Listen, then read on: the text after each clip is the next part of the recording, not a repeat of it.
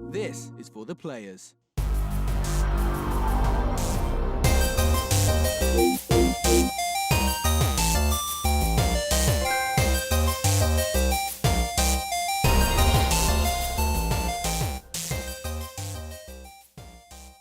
I'm Ryan Betson. I'm Max Cooper. And this is For the Players, the Pop Culturist PlayStation podcast. With over 40 years of playing PlayStation and 6+ years in the games media combined, I'd like to thank you for joining us in this PlayStation conversation. This PlayStation conversation happens every Monday morning at 8 a.m.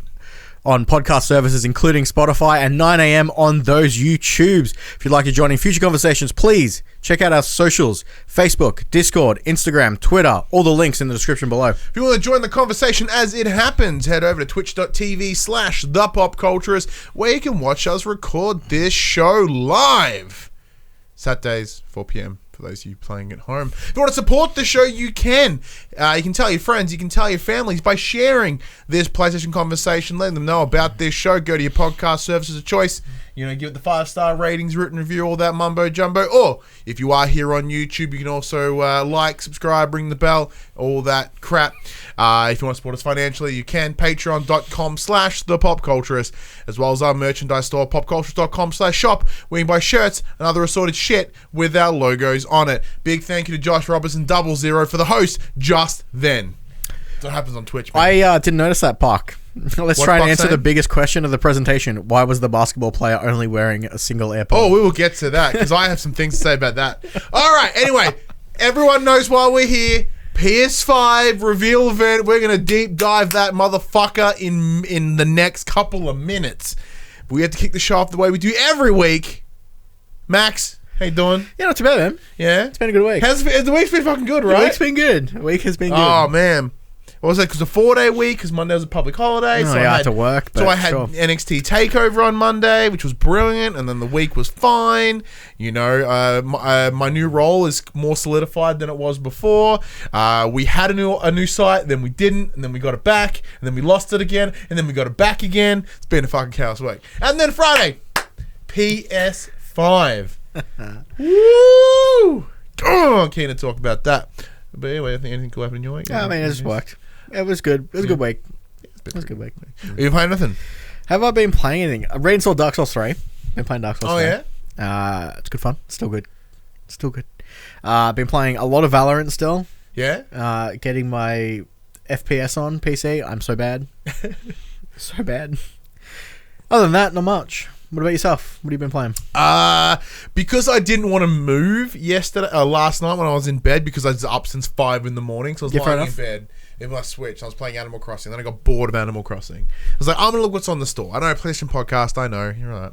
And I was like, what's there? Ori and the Blind Forest. Never played it before in my life. Oh, so good. And good friend of the show, Padge, fucking loves that game. Like, to end of the world. So good. End of the world, loves it. I was like, oh, okay. Well, it's $20. How often do I play my Switch? Hey, it's got a free demo. Oh! Free demo, you say? Download that bad boy. That game is rad. It's free on PC with Games Pass. I think I have it on my PC. I don't have Games Pass or anything anymore, but I believe I have it on my PC somehow. I don't remember buying it. So I'm like, I'm going to piss it off on the Switch. I want to play it on here, because it looks good on the Switch. It runs at 60 or whatever, but I think it's going to look a little bit better here on the PC. And then additionally, as I said last week, I wanted to replay Prey. Oh, yeah. And I did. Right. I reinstalled that bad boy. Oh, that game is good fun. Like, I only put like a handful of hours into it back in the day. I think Josh played it more for the review. And that game is cool. Yeah. Everything about it. The setting is fantastic. The enemies are kind of bland. Right now, I'm like 6 hours deep, because that's mostly just mimics and bigger fucking mimics. But I'm at a point now where I've got this scanning device where I can like, and like assess enemies and shit. Like, I've gone in and out of space, which is super weird, because I was playing Maneater, you know, with my fear of the ocean. Now I have fear of space, and now I'm dicking about in space. I'm just mean to myself. I'm just killing time to The Last of Us, really. Just straight up killing time. Yeah. Now, for those though, The Last of Us is out in the wild. Embargo is up. The game is reviewing incredibly well.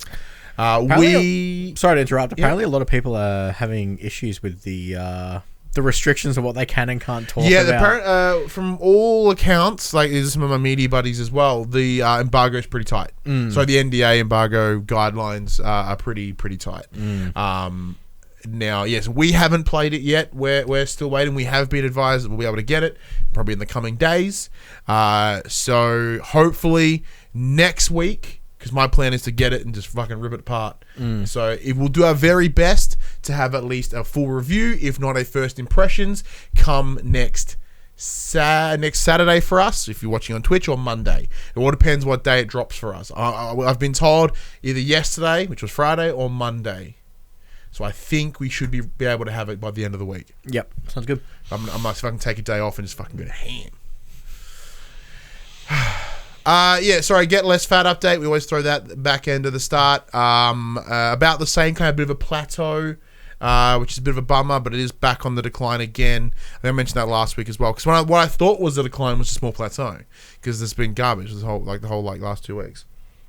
So I went to a shop and I was like, all right, I went to try some shirts. So I'll just take this size. I'm like, oh, this is it's down my normal size. Like, maybe we'll try the next size down. Oh, perfect. And this, as I was saying before we start recording, this shirt, I was given this shirt for Christmas last year, and it was like hugging, and I honestly shouldn't wear it. It was one of those ones it's painted to me, and I'm very happy to be able to have it and have a bunch of room. So that's been great. But you, has your Get Less Fat updates? Same? Yeah. Still pissy at that choc mint? Yeah, I forgot to bring it. That's right. Fun fact, Max doesn't like choc mint manshake. It doesn't do things to him. Oh no, it wrecks me on the inside. Alright, fuck that. Let's get out of here. This is the time section we call Inform the Players. We tell you about what happened this week in PlayStation. And I'm going to tell you, we're going to talk now about the one kind of big thing that happened. PS5 reveal, Max! Lots of clapping because I'm excited. I'm fucking so excited. Because I was up at... you were working. I was at work, so I got to watch a little bit. I got up at 5 in the morning to get myself showered, to get myself ready to go, to be in here for 6. So Dash and I live streamed that bad boy on the Friday morning. Big old shout out to Reverend Puck there who joined us. Shout out to you who joined us as well. But my friend Reese was there as well. It was awesome. It was good to be able to share that and get some live organic reactions. Have you watched it again since? No. Alright, so I have. I watched it again this morning. I've watched all the trailers again since. Yeah, so you can see them in like their full 4K-ness. Yeah, because obviously I didn't get to watch 4K-ness. I didn't get to watch everything live because obviously I was at work. I did have Noodle, one of my friends. Oh, good. He messaged me. He's like, "Hey, do you want to know what's going on?" I'm like, "Yeah, just message me titles, and if something tickles my pickle, I'll quickly jump on and have a look." So I think I dove back in for a few ones and then peaced out. You're like, all right, I'm heading out. Hey, that sounds pretty good. Then 5 minutes later, I'm back. But let's just get out. As I said, this would normally be a main thing for the show, but I think this is too big to really push back till a bit later. So we're going to kick it off the show and we'll back end it with all the little extra bitty news. And this entire episode is literally just PS5. Do you want to start with hardware and then go software? We'll go in the actual order of the presentation. Okay, mine is not in order of presentation. I have it written down here somewhere. There it is. Cool. All right, but let's get impressions. How do you think? What's your overall? Overall, it's exactly what it needed to be. Yeah. It was clear. It was to the point. It didn't have a lot of fluff in between. We did get those little tidbits from developers and stuff, but it was very short, concise, exactly what it needed to be. They didn't beat around the bush. I agree. They did exactly what they said they were going to do, and they delivered it well. It did, yeah. So they showed 24 games in total. They showed the console. As I said, they had some faces, old faces. You got like Shuhei, you got Jim Ryan. We had Herman Holst. We had the head of Gorilla and a couple of other people as well, which is fantastic. So like they're trying to do what they've done previously, which is put the faces of PlayStation, get them involved again, because that is what was working for PS4 and. with the likes of Sean Layden and Shuhei still, and you're like having these faces, or even someone having like Gio Corsi, someone who is, you connect, if you're a hardcore fan, like it connects you to Vita, it connects you to the worldwide studios, it connects you to PlayStation as a brand, and like humanizing brands is what moves stuff, is what helps. So I really enjoyed that. It was tight, it was concise. There was a lot of sort of like, there was no way they were hiding that it was a PlayStation event. There was no like, I mean that as in like between every trailer, there was a moment of pause, and they're like, here's a small screensaver of the sacred symbols. You know what I mean? It's like they really tripled and doubled down on that PlayStation iconography, which I personally love, because the reason we do this show is because I'm a big PlayStation fan for many years, it's like 2 decades in fact, and these symbols alone mean quite a lot to me. So whenever to see them all the time, I'm like, yeah. So not that I forgot that I was watching the PlayStation thing, but but even overall, you can tell that their ambitions were a little bit higher than that of the Xbox presentation they did previously. Yeah, and that's just something as simple as, all right, everyone's in at least a relatively studio space.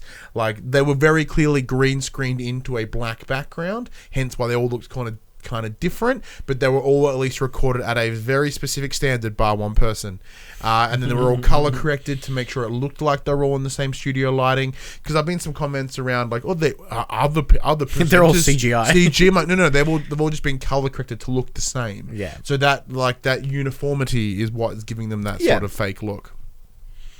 But yeah, overall presentation was tidy. Like, there's none of the Xbox sort of trying for this homegrown, homebrew sort of feel, where they're like, hey, here's me in front of my kitchen. Like, no, fuck that. You're supposed to be a multi-million-dollar, potentially billion-dollar company, and this is how you present yourself. You guys aren't independents.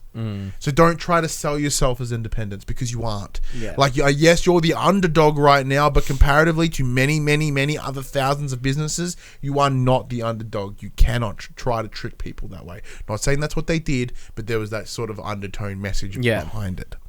Here, they've gone, no, we know what we're doing. We seem more competent. Here it is. We've made it work. Let's get into it. Let's get into it bit by bit.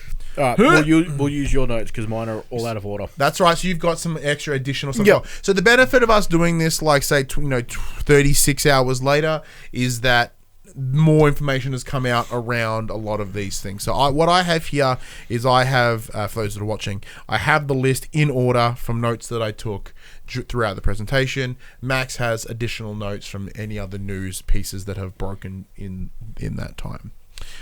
It kicks off with a PS4 highlight reel. I got a little sentimental because it kicked off with it really started with the old PS1 I saw sound. Because that, like, once again, that's nostalgia for me. Like, that's a happy feeling. And then they were like, hey, here's some of the great games that have come in our time. And they had Nathan Drake and his brother sort of, pull a quote from Uncharted and just kind of put it all together. I really dug it. Interestingly enough, though, they started with GTA 5. So they announced that it is coming to PS5. It is coming in 2021, and there's a bunch of additional things. Like, so for every month you play between now and launch, you get a free meal in game. And I think there's mention of some PlayStation exclusive stuff in timed exclusive stuff later on. Yep. So they also announced that where are my notes on GTA? Cool. It is coming to PS5 with enhancements. The online will be available for free to PlayStation Plus members, but only for the first 3 months. There's the 3 months. Yeah. You have to pick it up. I think you have to pick it up within the 3 months. Once you have it, it's yours. But if you don't pick it up in that 3 months, you will have to purchase it, I would imagine. Yeah, so what was interesting within this trailer, it was all PS4 footage, because they did. So they had a little logo on the top left hand corner that said PS4, so not to misconstrue with the PS5. And I guess because they're still within the next year. They're probably like, well, we don't really have anything to show, and even then, I don't know what they could do. I mean, ideally, I would imagine they'll sexy it up a little bit. They'll add some support for the haptic feedback, and they'll just take a little bit of they'll add some new hardware support. Yeah, and it was a cool little touch to sort of, because following that, Jim Ryan came on to talk about the relationship with Rockstar, because PlayStation have had every GTA almost ever except for like the Game Boy Advance one. Speaking of sexy, check out that fresh cut. Like, that's right. Thanks, man. Look at that sweet haircut coming together. See, like I said, I've got it here. So here it is, number one, numero uno GTA. I've played all my GTAs on PlayStation. But like Rockstar have always done like special bonus content. Like they just recently did stuff with Red Dead 2 for PlayStation users. But it's also like not. But the difference here is it is a little bit of whoever, because in 360 got like the Ballad of Gay Tony and the Lost the Damned like 6 months before PlayStation. It's not as if they've only ever worked exclusively. It's funny though, because the first thing I thought when they said it, we're working with Rockstar. I'm like, ooh, do those rumors of it being a timed PlayStation exclusive when GTA 6 comes out, were they true? That was the first thing that came to my mind. I'm like, nah, that's crazy, right? It's crazy. Yeah, because like I had that, because once again, as we're doing the show with Dash, we're like, is this GTA 6? I'm like, no, this is literally the GTA 5 trailer. Because one of those things like, there's no way. Well, what an opener it would be if they're like, GTA 6. It's like, no, are you kidding me? Coming at the end of the generation. Coming sometime. Like, they're not going to Elder Scrolls this bad boy. They're not going to Starfield it. Like, it's down the line. But it's a given. It's presumable this would come. This would make I don't know how many other games have survived 3 console cycles. It was just funny because, they were showcasing the future of gaming and they kicked it off with a 7-year-old game. It made me chuckle a little bit. But I think it's also like, let's get it out of the way. Hi, we have connection with PlayStation. Like, this is coming. Don't get me wrong. Now, GTA 5 is huge. Yeah, I would call it maybe like a prologue. Yeah. Maybe like sort of a little bit at the start. Like, hey, it's the kickoff show. Get you hyped up. Like, hey, warm up. 100 and X amount million people own this game. What I wonder is, because I know that Rockstar have turned off their account transfers, so I wonder if everything will if they will kick that back in to roll over from PS4 to PS5. What I wonder is if it's so, if with the alleged power of the PS5, and presumably that will affect the game in like online and whatever the base game is, but online is what people are coming for. Are they going to have to separate PS4 and PS5? I presume so. Right? You have to. I don't know. Do you? Like, you would just have to. You would imagine you just have to sit longer in the pre-game lobby waiting for the PS4 people to load in properly. Yeah, that sounds lame though. Oh, you sweet PS5. It's so fast. It's so powerful. And then you got to wait 20 minutes for the PlayStation 4 to load in. Not happening. But yes, after Jim Ryan's little bit of spiel, like this is what we've got. This is what's happening. We saw the first hit of PS5 content. We saw the announcement of Spider-Man Miles Morales. It is a launch release, holiday 2020. It is not Spider-Man 2, everyone. It is expanded DLC. Think Uncharted: The Lost Legacy. Think infamous First Light. Now, when we were first watching this with Dash, both of us like, oh shit! But then, like, as I was processing it shortly after, because the next thing was Gran Turismo 7, I don't give a fuck about that. Like, I was processing in my head, I'm like, well, 2017, like, was it 2017 or 2018 with Spider-Man? I think it was September of 2018, same year as God of War. I'm like, in 2 years, there is no way they could deliver a full game in 2 years. Well, I mean, theoretically they could, because if they set it in the same city, they've got the groundwork of the city done. Yeah, but but if you're going across a generation, it needs more than we're in the same city. Yeah, I agree. Like, we've gone are the days of like your PS2 sequels, which is almost exactly the same but slightly different. Those that can't fly anymore. So there was some news regarding Marvel Spider-Man Miles Morales. So speaking with the Telegraph, Sony Interactive Entertainment's EVP head of Euro Business, Simon Rudder, explained the situation. Quote, I guess you could call it an expansion and an enhancement to the previous game. There's a substantial Miles Morales component, which is the expansion element, but also within the game as well, there's been major enhancements to the game and the game engine, obviously deploying some of the major PS5 tech and features. There has been an update since that, because a lot of people were confused, saying, is this just a remake of the original Spider-Man and you've just added some extra stuff? So comments from Sony corporate executive on Friday morning led to confusion in the gaming community about the nature of the newly announced Spider-Man game. The title will be smaller than a traditional console game, but will be sold as a standalone product. A person familiar with the development clarified to Bloomberg News. This article was written by Jason Schreier. In truth, Spider-Man Miles Morales is not an expansion or an enhancement, but a new video game, the person has said. Comparing it to Uncharted Lost Legacy, a game from Naughty Dog that was smaller in size and scope to the mainline Uncharted title, so you would imagine that it will follow a similar path. It might be a cheaper game because it is a smaller scope. I'm saying it's probably going to be like a similar path. So it'll be a $60 game. Under current pricing, because I think pricing will change. But yeah. Yeah, what would you hope out of this? Did you play Spoods? Oh yeah, I played Spoods and all its DLC. It was fantastic. Playing as Miles is going to be fun. Miles is dope. Miles is a great character, and I was very happy to see when I saw his face and I saw the black on red. Sorry, the red on black. I was like, yes. It'll just expand.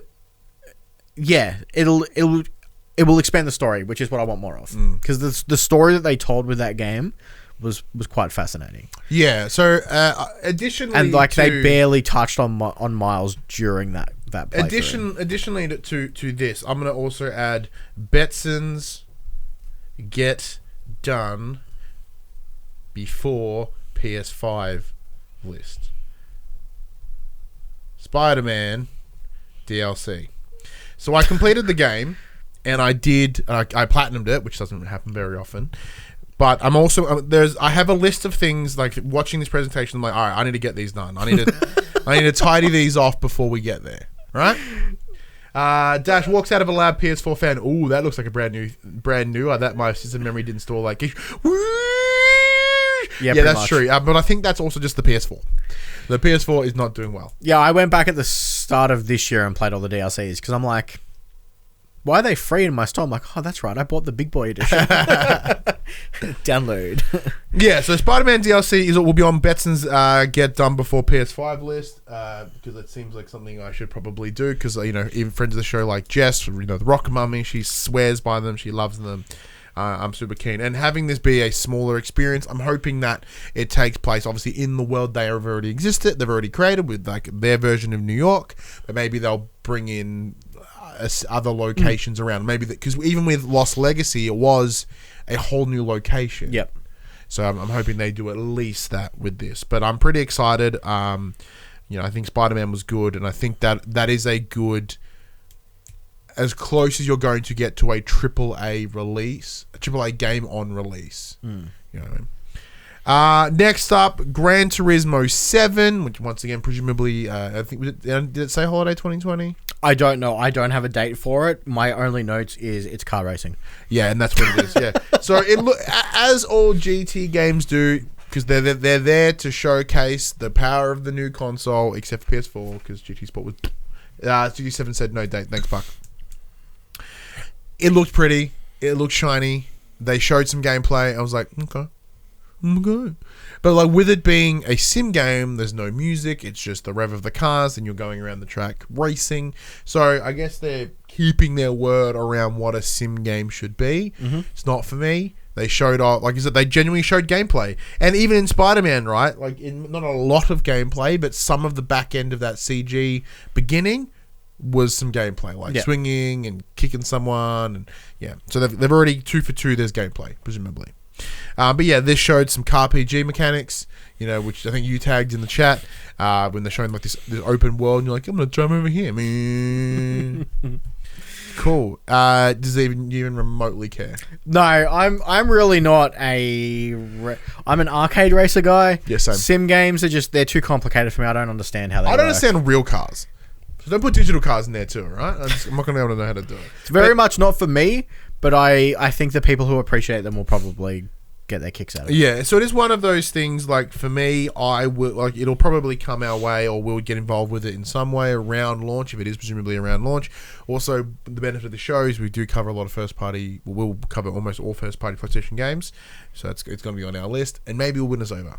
Who knows? I mean, it'll probably be, the game is good, I suck. Yeah, that's very likely what's going to happen. Which is unfortunate because I really wish I could enjoy those games. But speaking of first-party games, though, what was next? Next up, we saw another PlayStation Studios logo, which I don't know. I really like that logo. It's very nice.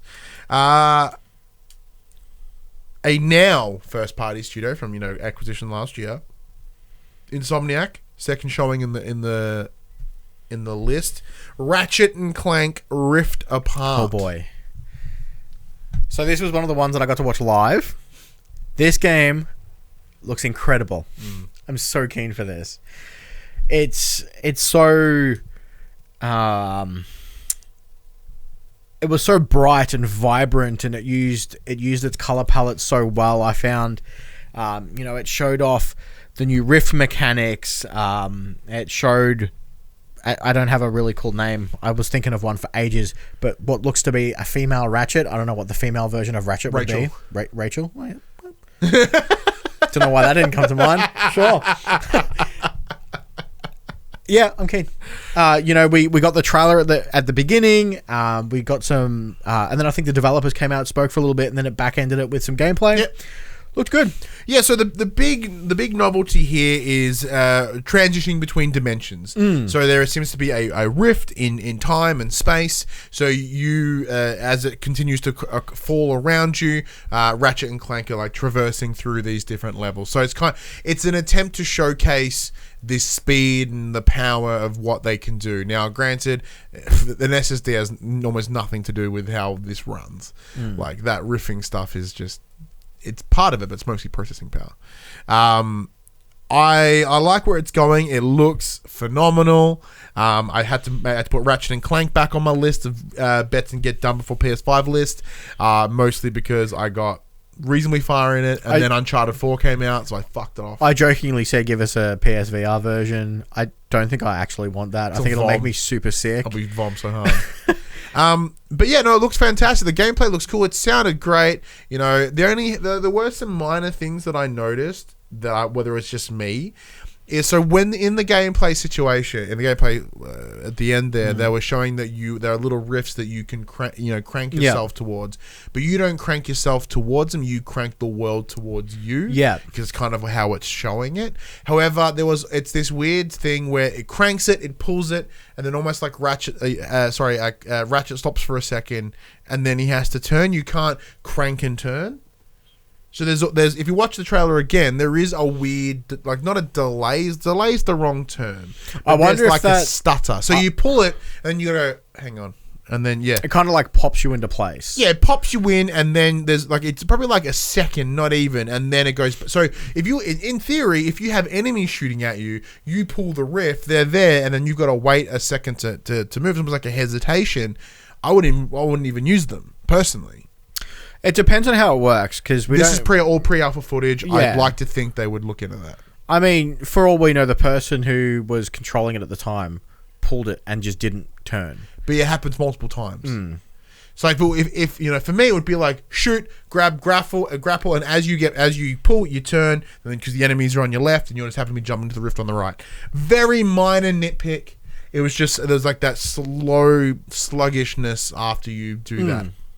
Could be easily fixed. Other than that, enemies look cool. I like the idea that rifts just open and fucking Kraken comes out, and like little sand doggy demon thingies come out as well. I really enjoyed the charm of the first game. I never finished it, hence I put it on my list because as Uncharted 4 came out, I was like, well, you can fuck right off. I'll play Uncharted 4. And I should go back. And I think my kid's old enough now to really appreciate it, so I think it'd be good fun with him. Yeah, excited. Next up was a Square Enix title. It was published by Square Enix, developed by Luminous, I believe. Project Athena. Now, I think you were like, oh, yeah. Yeah, so I was pretty sold on this. I'm a huge Square fan. I mean, Final Fantasy tattoos all over me. Project Athia, a working title. I wrote Athena because my handwriting's disgusting. Designed for it's being designed for PlayStation 5. It looks pretty. It looked real good. Had no release date. Yeah, so this is clearly a working title. I think because they did say it was it a new IP? Yeah. Yeah.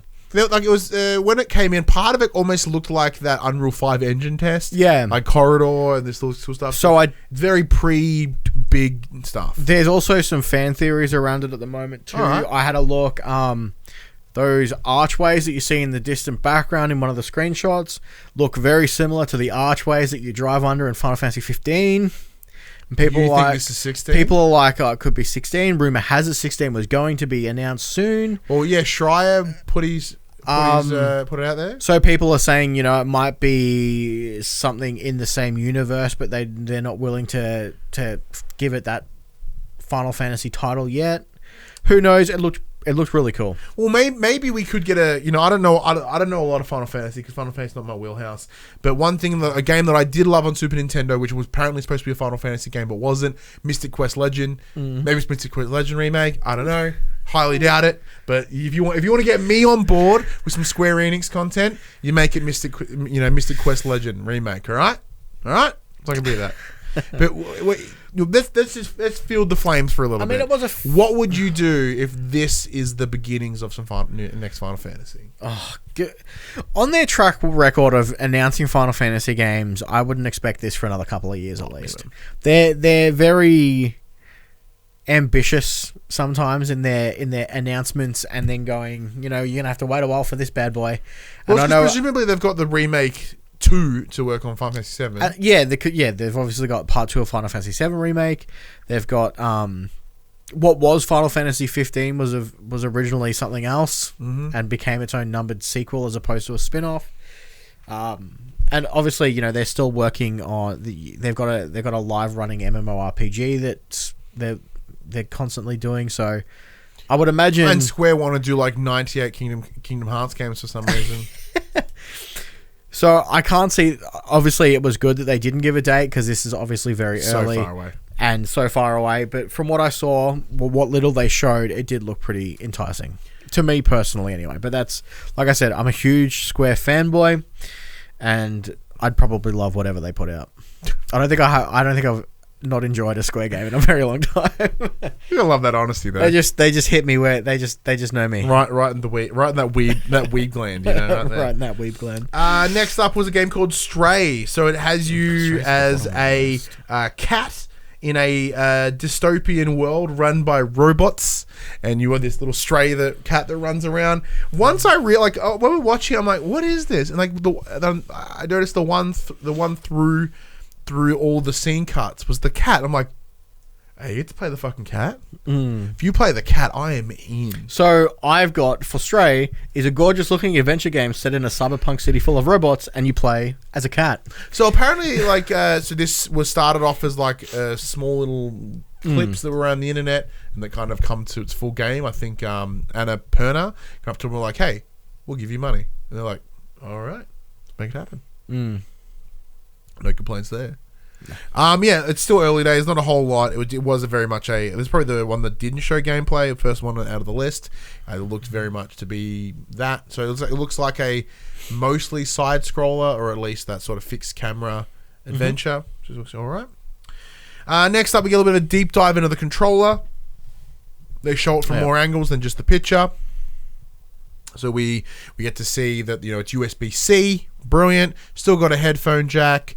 They have it laying in like in terms of the digital rendering, it has like a digital rendering of it lying in little sacred symbol beads, and then as they demonstrated the haptic feedback, it changed the white into blue. So cool. And I think it's going to pretty much feel exactly like your Switch or your Switch controller, the Pro controller, just because it's the same tech. Headphone jack still cool. Glad that's still there. Don't use them. There's a microphone button on there as well. There's a microphone there. I use it because I use my Audio Technica headphones with it. So that I'm glad that's still coming back, but very rarely because I'm playing in here now. So back end of the house, my son's on me asleep at the other end, so it's not too much of a problem for me. I'm still keen for it. Next up was a second party title with Housemarque. So it's very cool to see that Housemarque are back working with PlayStation after the success of Resogun. We are now back with Returnal. Cool. It is the right one. Dumb name, but Not necessarily. Not necessarily. So it is, from what we can see here, you are a female space woman, you're an explorer, and you are stuck in this loop where you crash on this island, you fight whatever's there, you die, you come back, and you repeat. But it looks as if that the more times you do it, the world is instantly infecting you. So I've got the game, quote, combines side-scrolling action with roguelike gameplay into a third-person shooter where players fight to survive. Spot on. To survive a hostile planet that changes with every death. So like you said, it's got that roguelike mechanic where, you die, things change, you get stronger as you go. It sounds like they'll be making a lot of use of the PS5 bells and whistles with the adaptive triggers and its 3D audio. What I absolutely love was one of the first things I spotted once it sort of got further in the trailer was she's fighting an enemy and she's blasting, like hard blasting like you would in a shoot 'em up. And whoever she's fighting is shooting and the balls are going in arcs. I'm like, they have third person to shoot 'em up. So what Resogun was doing with that, or like that twin stick shooter vibe, they've brought that into three dimensions. Because Housemarque make fucking exceptional twin stick shooters. So if they then bring that over here and they bring that same sort of like dodging, ducking, and weaving while blasting something, it's great. It shows growth in Housemarque while also maintaining what their roots are. Because we know that Housemarque decided to leave their twin sticky shooter idea in attempts to make a battle royale, and that didn't go very well. So I'm glad that because it never even released. So I'm glad they've made the decision here to essentially double down on what they know, but also bring it into a new space with some new stuff. Very happy with that. What's your thoughts? Again, I'm a huge fan of roguelikes. Twin stick shooters are fun, and like you said, Housemarque do them so brilliantly. It looks great. I think it'll show off a lot of really cool tech that the PS5. Yeah, or at least with because when you're doing that shooting up, like even just with the adaptive triggers, it should give that feel, give that oomph, which would be nice. Next up was Sackboy. This little dude up here. Look at him. He's back, baby. So another second party deal with Sumo Digital, who were previously made Little Big Planet 3. They are back to make Sackboy a big adventure. It looks almost like, Sackboy's Big Adventure. This sounds so fucking inappropriate. It's amazing. It looks to be a single player to upwards of 4 multiplayer adventure. Very similar like Yoshi's Woolly World, probably the easiest example, because it's that kind of 2.5D moving across. It's not as side scrolly as like the original Little Big Planet, but looks to be a bit more 3-dimensional in terms of space than Little Big Planet 3. Yeah, my notes on this, unlike the Little Big Planet games, this appears to be a 3D platformer for up to 4 players. It's being developed by Sumo Digital, like you mentioned, presumably the same team that handled Little Big Planet 3. Or at least like majority of them. Yeah, would be cool. I think this is cool. I think it's another game I can play with my kid. Yep. Because it didn't give a date, so it could be this year, next year. So my son turns 4 this year. He's becoming an avid little gamer. Not just that, it's good brand recognition, like everyone. Yeah. Everyone and Sackboy is adorable, and we didn't click near the dash, nor I clicked it was Little Big Planet until he got his head up and we saw the zip, and we're like, oh, it's Sackboy, and it's like bam, because he was wearing this tiger onesie. I watched this as well live, and I'm like, oh, are they really doing another Little Big Planet? No, they weren't. Which is good, because I think with Little Big Planet, with the whole create, share, play mantra, which is essentially the entire mantra of Little Big Planet, that is now Dreams. Yeah, well, they can't continue that idea, because like why would they if they were doing Dreams? Dash did think it was Knack 3 for a moment. Yeah, I saw that. I'm like, please no. So what they're doing here is they're essentially Minecraft dungeonsing it. Yeah. So like we all know what Minecraft is, but that's ground that iconography. They're spinning off a new yarn for Sackboy's own adventure. Exactly. Well, let's bring it over here and let's put it in this space. Maybe it won't have all that level of creativity, but you can still like fuck with your character, something like that. Yeah, I'm sure it looks fine. Next up was Destruction Allstars, which looks to be a mix between Destruction Derby and Rocket League. Yeah, so coming from developer Lucid Games, this title is an arcadey destruction derby style game set in futuristic arenas, and it looked great. It's set up like a glitzy sporting event, has combatants causing serious damage to each other's vehicles, but it also looks like you can be on foot.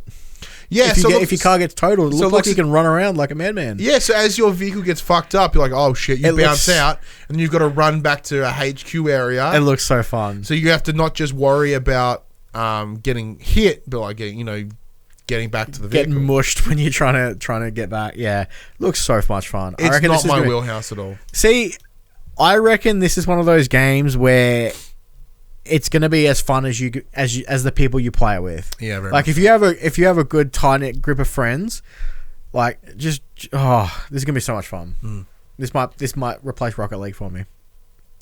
Because like Rocket League's getting too serious for my liking. I just want to smash into people. Well, yeah, you'll get that advantage. You get to smash for days by all looks. The Puck says, Rocket League was almost nobody's cup of tea, and we all ate don't get me wrong. I love Rocket League. I'm trash at it. I've hit my plateau of I don't think I'm going to get any better. Yeah, I hit that really fast, and I'm honestly not a big multiplayer guy because like the honest answer is I don't have a lot of skills. So like in order for me to join multiplayer sessions, I tend to bring the team down. So like I played COD back in the day. What did I do? You were the bait. The team no, down. you were the bait. You didn't bring us down. You made us all look good. Wilbur brought the team down. Yeah. Yeah. So like, that's not my wheelhouse. I'm not skilled. I don't have that time to really focus and become really good at it. Like our good friend Dave Chataway. He's put this doesn't thousands of hours. This doesn't look like it'll take much skill. You just got to drive into people. If you do all the tricky shit and I just run into people, then that's all you got to do, man. I'm sure we'll give it a bill. It looks fun. Next up was Kena and the Bridge of Spirits. So I got a lot. I haven't seen the film, but in terms of its imagery, I had a lot of. Was it Kuba and the Two Strings, which is like an animated movie that came out a couple of years back. It just had that vibe to it. So we see it's a young woman. She has a bow of energy and these little like higgledy fucking cute little creatures that hung out with her. Yeah, so Kena Bridge of Spirits, it comes from indie studio Ember Labs. Oh, which we saw the two gentlemen beforehand, two very jacked gentlemen, might I add. The visuals on display were beautiful. It's an action-adventure title starring the titular Kena, a girl who can befriend and command a small species known as the Rot. Cute name for such little dudes. So there's a lot of like, once again, like I have no issue with saying, oh, it's getting vibes of this and this, because I think, as I've said before many times in the show, we are as individuals the sum of our influences, and there is nothing wrong with acknowledging who influenced you to get to where you are. And I think with this game, there's a lot of like Pikmin sort of vibes, which is awesome. I got a lot of sense of like rhyme and sort of like one time at Porsche, like that kind of vibe. I'm really keen on this. This is what I must admit. This is one of the indie games that really stood out to me, and I can't wait to. Looks charming. Wait to play this. Yeah, it looks really good. I mean, I'll wait and see, but I'm keen. Yeah. There's not a whole lot here. Didn't really sell me on things, but I was like, oh, okay, I'm open to it. I'm open to it. One that I'm certainly not open to is Goodbye Volcano High. Huh. Yeah. I actually left this off my list by accident. When I checked over everything this morning, I'm like, I'm missing something. And Hey on. Thanks for joining the show. So Goodbye Volcano High, as I said, not in my wheelhouse for a number of reasons. Big one being it looks like furry fanfic. Yeah, so Goodbye Volcano High also coming to PlayStation 4. This console exclusive is about friendly dinosaurs who go to school like any usual human being would do. Like, it gives off a lot of like My Life is Strange sort of vibes, because it's very focusing on the relationships of these individuals and how they're connected, and it's called the end of an era, which is implying the end of high school. But then there's a lot of fucking asteroid imagery in this as well, so it looks as if that this is like the end of an era because you're all gonna fucking die. So just to make it worse, like you're going to see all this characters, and I presume if you care about this game, which I don't, but maybe you'll sort of enjoy the characters and think, all fucking dead. Yeah, very cartoony as well. Yeah. So to me, it looked like a Flash game. It looked like a bunch of not sliding against furries here, by the way. It looks like a bunch of furries sort of creating these what's it called when you make something not human into something human. There is a term for it, but they've made these dinosaurs like anthropomorphize. Yeah, that's right. So they anthropomorphize all these dinosaurs, and it's like, okay, cool, but it's just you're not feeling it. It was instantly turned off. Yep. The second I saw the animation, the second that I saw all the human dino things, I'm like, nope. You can tell the most amazing, heartfelt story. I'm like, I can't get over the animation. I can't get over these little hybrid characters. Nope. This looks like something you'd see on Reddit, closely followed by someone being penetrated by a dinosaur. I have no interest in it at all. Fair enough. I'm the same. It didn't really tickle my fancy. Yeah. Next up, because they wanted to really throw it back, Oddworld, Soulstorm. So this is at its core a sequel to Oddworld, Abe's Odyssey, new and tasty. So when they remastered the this is a sequel to the remastered original. So it looks to be keeping the same sort of side-scrolling aesthetic that we've seen. They've tried to put a lot more action in the trailer. We're getting a lot more vocal from Abe himself. He's talked about how he has to find his voice and he cuts the ropes off his mouth. And okay, sweet. I'm keen. This is also coming to PS4 and PS5. Sweet. So yeah, I love the Oddworld games. So had Lauren Lanning at the start as well. I think they're absolutely fantastic. I can't wait to play this. Yeah, this will definitely be on my list. I remember having it on a demo disc and I could never save all of them. But I remember being 7 or 8 and Yeah. I remember not having a real strong time with it, but I remember just enjoying it. It does have a strong memory for me, but that's about it, really. Yeah. Next up, coming out of Bethesda Publishing and Tango Works, is the long talked about Ghostwire Tokyo. This is coming out in 2021 and is a PS5 console exclusive. Yes. How gnarly. I have that written down too. It looked interesting. So we first saw this at Bethesda's show at E3 2019. Yeah, where we saw that the woman whose name I can't remember, and everyone's like, "No, you're adorable." And I'm pretty sure we saw really amazing ramen in a bowl. Yeah. So she's obviously no longer works at Tango Works. She's off somewhere else now.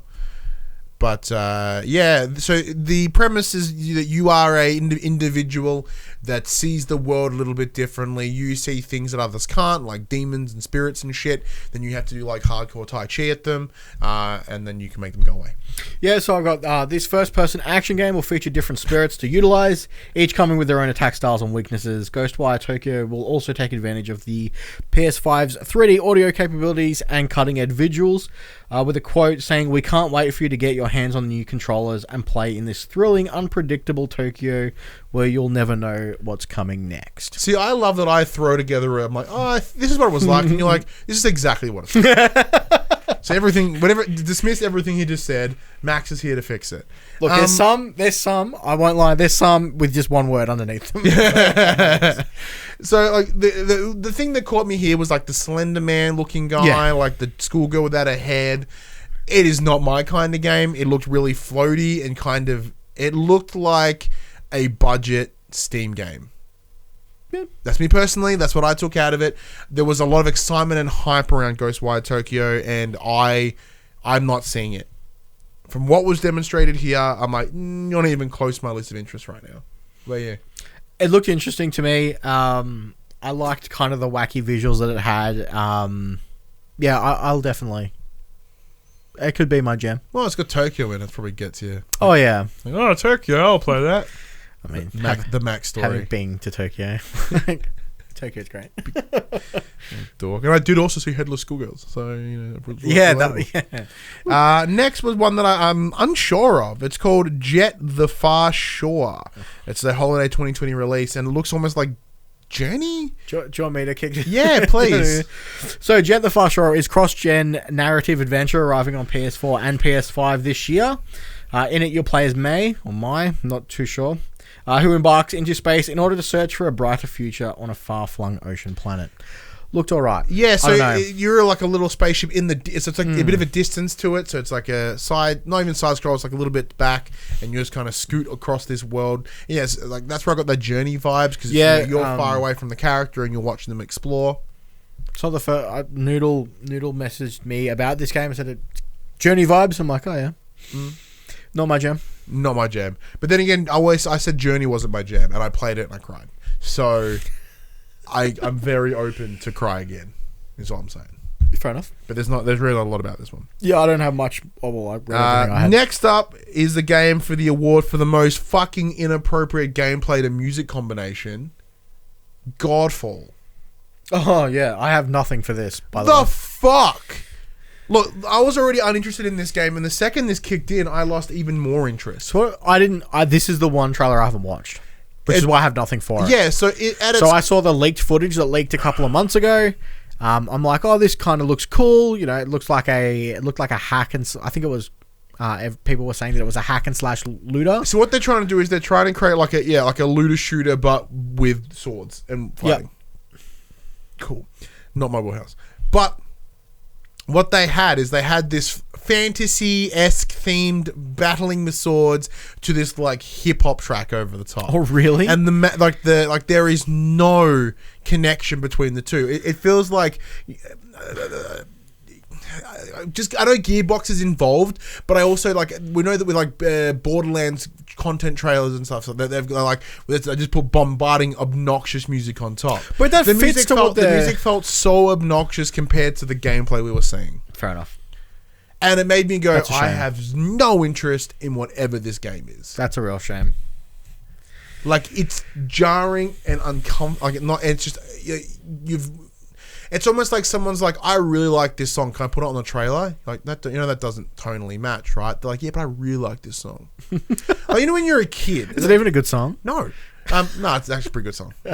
I was dancing to it if I remember right, but it just doesn't fit. Did you ever do media class and shit in high school? Where you just you would just put whatever song you want over it. Yeah, that's it. Doesn't match. Oh, gross. Next up was Solar Ash. This is also coming out in 2021. This was from the same guys as Hyperlight Drifter. Yes. I got the same thing. Solar Ash by the Hyperlight Drifter guys. Can't for the life of me. Reverend Puck adds, in regards to Godfall, still better than the Fallout 76 So Happy Together combo. Yeah. So Solar Ash seems to keep a similar color scheme to Hyperlight Drifter, but Solar Ash adopts a smooth visual style in full 3D. Quote, journey through a surreal, vivid, and highly stylized world filled with mystery, wild high-speed traversal, and endearing characters and massive enemy encounters, reads the description for the game. Looks cool. Yeah, looked alright. Did you play Drifter 1? Yeah, I'm not very good at it. Yeah, I imagine that was It was very, lots of stuff going on. Yeah, it looked lots of colours. Yep. So, no, I haven't played it yet. But, the people that like that game really love that game. Yeah, that and Axiom Verge were two games I'm like, ooh. And it seems to, like it says, it seems to keep a similar... Looks rad. Yeah, it looks cool. I'm open to it. Next up, I want to talk about music again. Hitman 3. So Hitman, so they show what is the next in the Hitman series. Bit of cinematic trailer. Gentleman comes back from IO Interactive, goes back to some gameplay, and they use the same sound loop in both. So it's almost like they bought this one bit of music and well, we'll just use it, and it's just not even any good. It's that generic but that's it. Yeah, so I've got when Hitman 3 concludes the World of Assassination trilogy in Jan 2021. As with Hitman 2, you'll be able to port all locations from previous versions into the threequel. Ew. I think they showed some new missions involving a skyscraper mission in Dubai. Yeah, so you're standing on a bar outside of the middle of nothing. It looks rad. I hope they keep the super briefcase that was in Hitman 2. I love that briefcase so much. It looked more of the same. It looked better. Yeah. Than Because still shout out to IO for going all indie and still delivering on Hitman, because they were released from Square. Yep. And then they took the IP with them, which was brilliant. And they're still going, and that's coming out next January. Yep. So that's cool. So that's launch window-esque. Next up, Be happy with this one. From Japan Studios, Astro's Playroom. So this is at its core a PS5's version of Playroom, where it's got Astrobot in it because Astrobot's adorable, and it comes baked on every console. Yep. So I've got explore 4 worlds, each based on PS5's console components, Sony explained. Each area showcases innovative gameplay that taps into the new features of the PS5's DualSense wireless controller, and as you mentioned, will come pre-cooked into all consoles. Not a bad thing. One thing I noticed when I was watching the trailer again is gives you something to play while you're waiting for something downloading. You know, the PS2 loading screen, Yeah. like the bricks and the big spinny thing that was in the background of one. So I guess when it's tackling the components of the PS5, it's like, here's one that does all about adaptive triggers. Here's one that's about the fast SSD. Here's one about ray tracing. Everything's really shiny. I don't know. I like Astrobot. It's very cool. But one thing I want to point out before this trailer, they show what I believe to be the boot up screen. Mm. Yeah, so it's a black background with like a gold sort of sprinkly spray, which was something very similar to sort of 3, and it says, it starts off with, if you want to check for health and safety precautions, check the health settings, check that in the settings tab. Opens up to that, it's like a black with a bit of gold, and then it says, press the home button on the controller, and then it opens up Playroom. And opens up the trailer for Playroom. I'm pretty confident that is the boot up screen for the PS5. And I have also not been hunting for it, but I've not seen it be mentioned anywhere. I'm also not hunting for it, so it could be fucking everywhere for all I know. Here I am being like, you've heard it here first. Like, no, you've heard it here first. We've heard it everywhere else. I liked Astrobot. Astrobot's dope, so I'm totally... Astrobot's fantastic. Yeah, having played the Astrobot VR mission, I was like, I'm enjoying this character. I went hunting for a little dude to have him up here on the shelf with me, but it's impossible, or it may be impossible. So yeah, super keen. Next up was Little Devil Inside. If this is this what I think it is? This is the one where you are a small gentleman, a small boy. You look to be out about hunting things, where your keeper or the lord that you work for is back at home pooping and sleeping, and you're out doing monstery things. Yeah, give us the exact reason. So I've got Little Devil Inside, an action adventure RPG with survival elements set in an atmospheric semi-open world, and I believe it's a console exclusive. Yeah, that's all I got. Looked alright. It looked rad. Like tonally, it was cool. Like it looked as if Park still missed a perfect promotion with the NXS hit. I was thinking they should have got, like, if you want to talk about jarring differences, the game didn't look that brutal. It had a lot of hard violin though, like heavy metal violin. It's like I'm like, why didn't they bring in like Slipknot with like Devil Inside? I think that's why it was Devil in Eye. That's what they should have done. Like dun dun dun dun dun dun, and those guys like fighting things, and they're awesome. Cuts back to NXS when he's in the house and the lords they're pooping and stuff. It looks as if it's got sort of this comedic feel to it. The trailer's giving it a comedic feel. It gave me a lot of from like visually Little Nightmares initially. Yep. And then they've got a lot of like Wes Anderson style cinematics. So Wes Anderson is a director. He's probably the most recent one that most people know will be Sea of Dogs and or Grand Budapest Hotel. So Grand Budapest Hotel had this great thing where it would change aspect ratios depending on what you're doing, what the movie was doing, and they've done the same thing here. It's super wide when he's in the house and he brings in the creature, goes back to full screen when he's out adventuring, and later it comes to like a 4:3, and it's very cool. I love it. Well, the 4:3 one I may have made up. I may have put that in my head myself, but I remember that. But it was also 6 in the morning. But having it change between aspect ratios, just like visual flair, really enjoyed.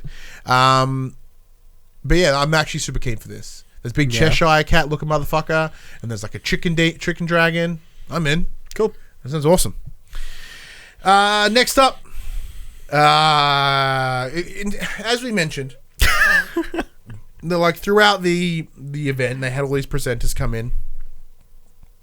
And they've all been sort of tried their very best to rendered to look like they're in a studio space.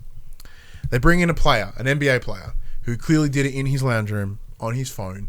Didn't even consider his background because the There is no studio lighting. He is just lit by a room because he stands the fuck out against that black wall.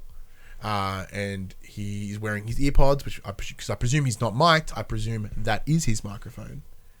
But he's not even looking at the camera. He's looking over there. All he said was that I am X player from X team, and let's take a look at NBA 2K21. Let's go. But apparently that had to be cue carded over there because he didn't look down the camera. It's very important. I don't understand this. Like, when every time they bring celebrities or sports stars or anything in, none of them do this. I'm doing it right now. The only time I'll ever talk, like, I'll either talk to you or I'll talk to Max. It's just basic eye contact. It's like you're here in the room with me. That's all he had to do. And it's just an iPhone. Look at your iPhone all the time. Look at the iPhone. Yeah. NBA 2K21. It's coming out this fall or this spring for us. Yep. Okay. So I've got it shows off its sweat rendering. Yeah, so it's got a man playing basketball, then it zooms in on like a high rendered face, and you got sweats. And I'm like, that's some sweats, and that's about it. Cool. Good. I would imagine it's more of the same. Hopefully they fix some of the issues that we had with 2K20. Hopefully it's not as gambling inducing. As Puck pointed out in the stream, it's very, I'm glad they didn't show the 4K super SSD microtransactions. Yeah. Next up was probably one of the most jarring games on here. It's called Bugsnax. It's coming out holiday 2020, so it's a launch window as well. It is from the same guys that made Octodad. And do you have the proper write-up? Yes, yeah. Developed by Young Horses, the team behind Octodad. It's coming to PS5. It has the same lighthearted tone as Octodad and looks just as silly, based in a world inhabited by food that is also insects.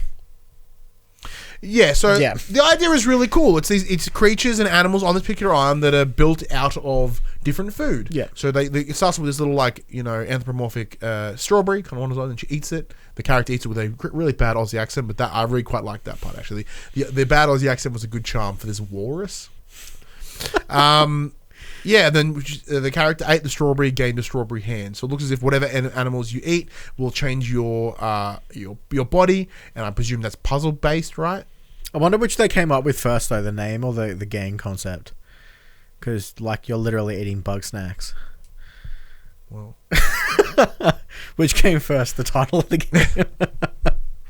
But then later on, you see a millipede that's like a rib rack, and it looked really charming. Yeah, but it also does not look like what PS5 should deliver.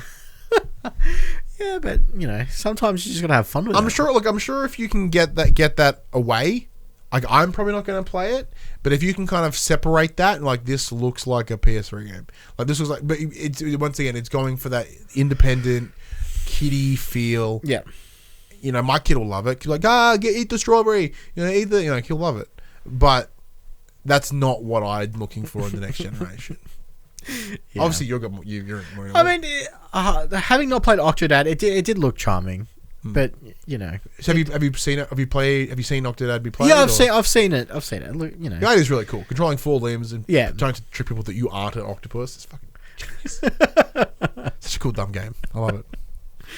What's next? Next, I'm gonna let you run this. I really wish I had everything in order. I'll just point and I'll let you run. Oh, Demon Souls. So I've written nothing for Demon Souls. Well, I know you have things to say.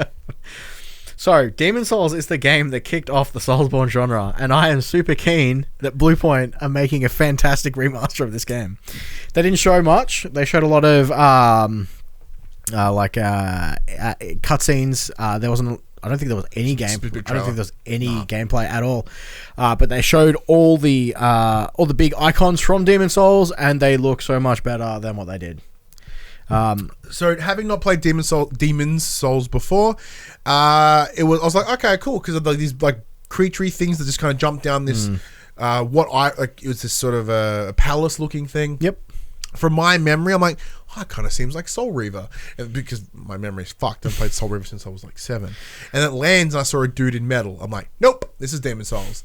And sure enough, there's just big fuck off creatures, like some big dragon looking fucker at the end, some 18 feet 1,000 tall shield guy. Blue Point. That game looks so good. I must admit, that boss fight is one of my favorites. Like, this is this gigantic, tall guard with gigantic shield, and you're just like tickling his ankle with a sword. No, I'm so keen for this. I don't think it had a date attached to it, which is a bummer. I was hoping for launch window, but I can wait. It looks great. It does. Blue Point are really something amazing. And their ability to completely remake old titles and have them look exceptional is amazing. It's beyond words. Yeah. This is not a new opinion, but it's definitely baffling that PlayStation have not picked them up yet. They need to give them money and say, here is money. Like, you already work exclusively with us. Become first party.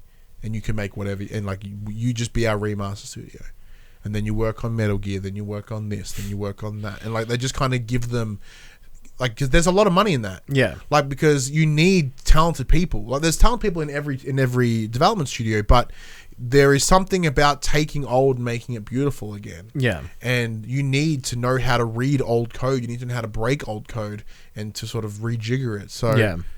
I think and it's a great stepping stone to bigger and better things. Like, maybe they come in on Blue Point, work on some cool stuff. Next thing you know, they're at this other PlayStation first party studio, making awesome stuff.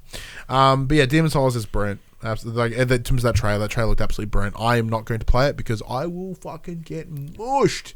Because apparently it's do you guys read chat? Yes, I'm gonna play the shit out of it.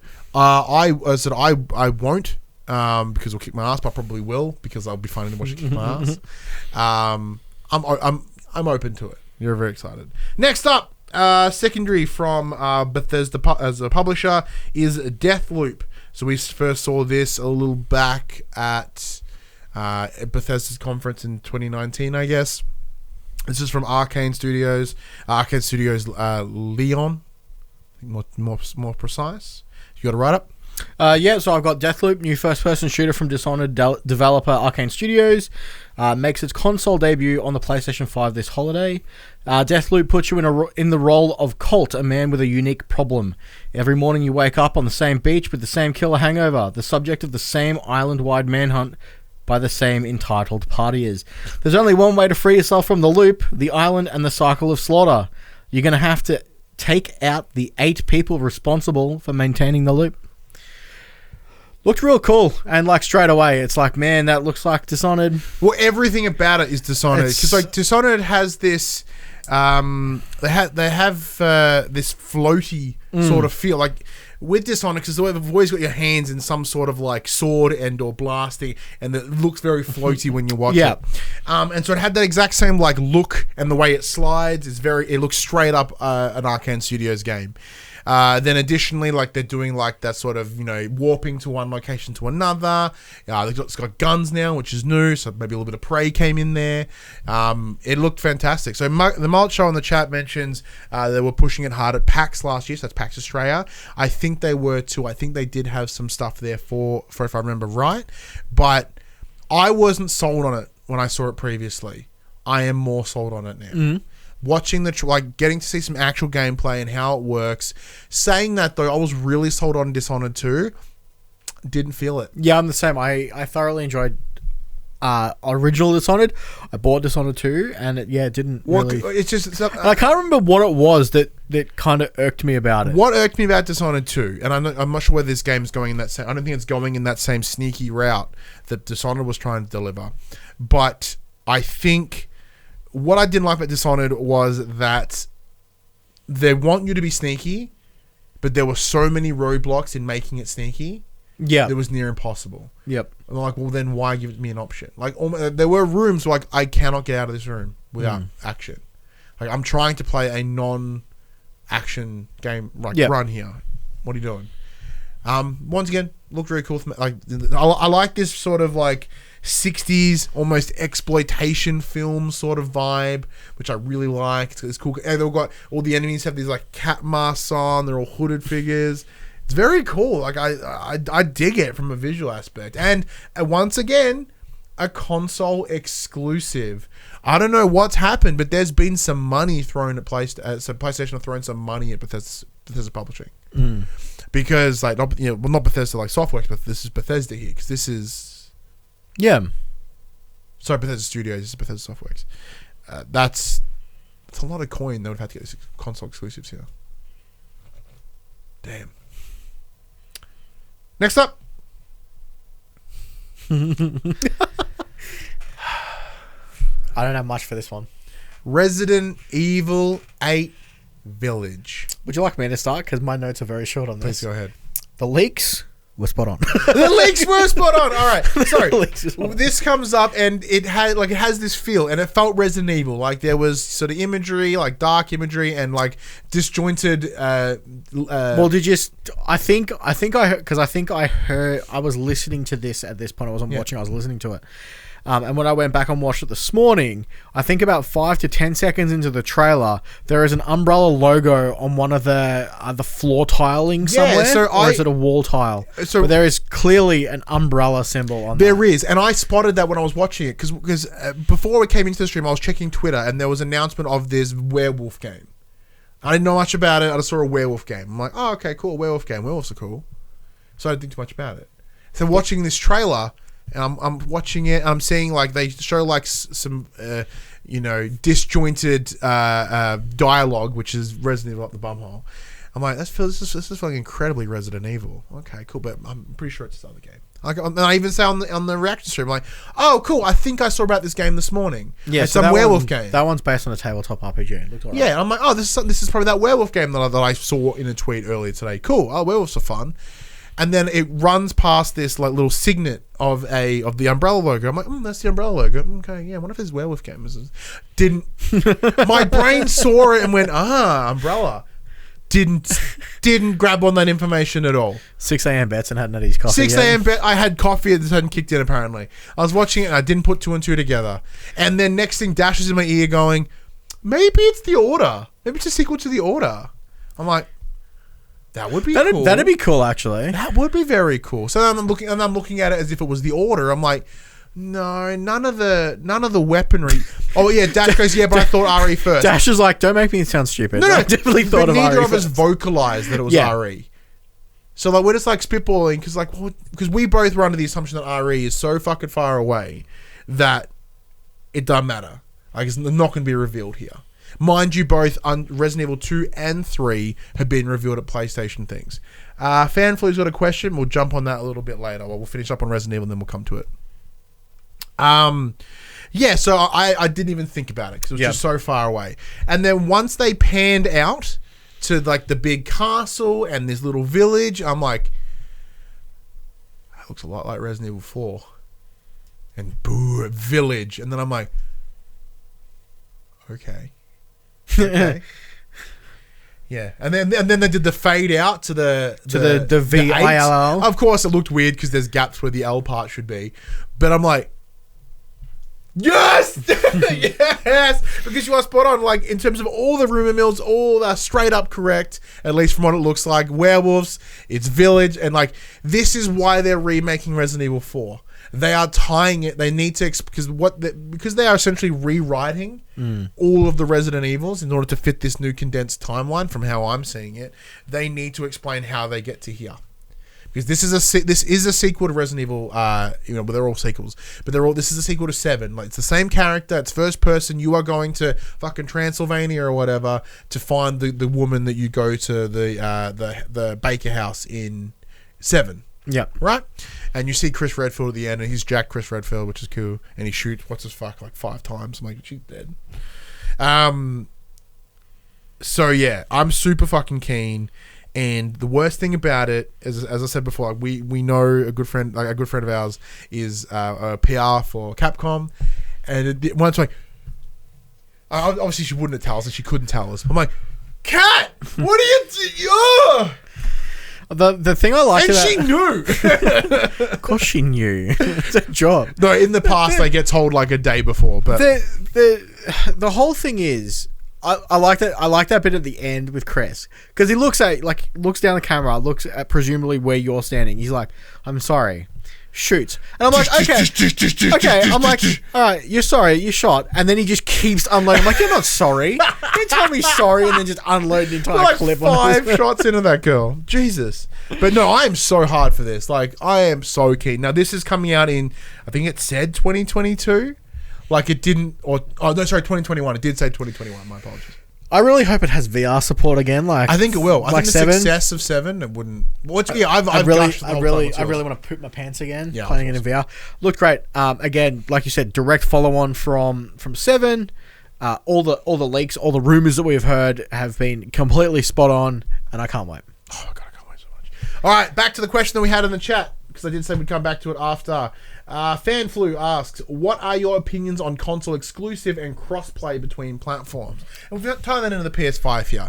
I think because what we're seeing here is a lot of exclusives, and I think within the console space, exclusives are incredibly important. And I don't have an issue with them, because I think when you are a console exclusive creator, you have a very defined level of tech, and that's what you work with, and you work within its best abilities. Yeah, like it's if you look at the Uncharted series as an example, Uncharted 1 does not look like the same game as The Last of Us. Same studio, same console, same framework, and the game is exceptionally better looking than The Last of Us, and it's just incredible. Crossplay, I think crossplay is important for, like, obviously multiplayer games, in terms to give games longer lives, but I guess it probably comes from me being a console player and being a console player all my life. I have no issue with exclusives. I also have no issues with exclusives. It's what it works. Like, they're used to sell consoles, and being a studio that works exclusively with one piece of hardware means that they're going to be the best at working with that one piece of hardware. It gives them a more focused design frame. It gives them more focus in general, and money, and fuck loads of money. As for crossplay, I have no problems with crossplay. I think any game that is on both or on anything should have crossplay. I think the PS5, or you'd like to think the PS5 will have a bit more crossplay in it. Yep, but there's no guarantees on that, of course. Especially with like the now with cross generation play. I think there was a few that they said that PS5 will be able to play with PS4 people. I think cross generation play is important, especially while they're still producing stuff for both the PS4 and PS5. Yeah, because we talk about like GTA 5, which is in here, which was in the presentation here today. We're talking about today. That has to have. Once they move away and they're designing solely for PS5, cross generation play will not be a big issue for me. Yeah, and even when it comes to PC, like, I'm one of those people that like Epic has exclusive rights. I'm like, okay, it's business. Yeah, like I don't understand why there is this need for this utopian, especially idea of, because like having just Steam, that's kind of gross. Like, that level of monopoly is a bit fucked. However, if you can buy it from their store or whatever, that's fine. But like, especially in the case of Epic are literally giving the developers that are working with them absolute security. They're like, what do you think your game's worth? And they're like, well, we expect to make this much. And they're like, okay, we'll pay you that much. So now you can make the game without worrying that you're going to go under because it doesn't sell well, or development goes poorly. They're giving them job security, and I think that's very important. Now, granted, there's all that shady shit around Epic and as a company, but that's probably the big issue, I guess. It's just that with this whole, like, utopian, like, monopoly that there is on PC, I don't understand. Thanks for the follow there, FlanFlu. Thank you, FlanFlu. Appreciate it, man. But in terms of consoles, it's that weird line of, yeah, it makes sense. It does, because once again, with PC being so uniform, that's a bit different. There has to be something to entice the player into buying. Yeah, if you've got two boxes that do exactly the fucking same, what incentives are there? Yeah. And as we can see, like, this is the big divider. Like, although this is a PlayStation show, and we don't intend to have a bias, but there's probably a bit of favoritism, I guess. Like, even objectively, sorry, not subjective. If you look objectively at the exclusives that have been released on PlayStation compared to what was released on the exclusives for Xbox One, so PS4, sorry, and the Xbox One. PS4 decimated them in quality, in everything. Like, if you look over at the Xbox One and you see the games like Recore or fucking State of Decay or Crackdown or Sea of Thieves? Sea of Thieves, they were all subpar. Like, they were cool. Like, Forza, I like State and Forza. Forza, I must admit, Forza's pretty good. Forza's fantastic. Forza is the better racing game. It shits all over Gran Turismo. Unquestionably. Because A, they make it look better, it fucking plays better, and what are they called? Studio 10, whatever.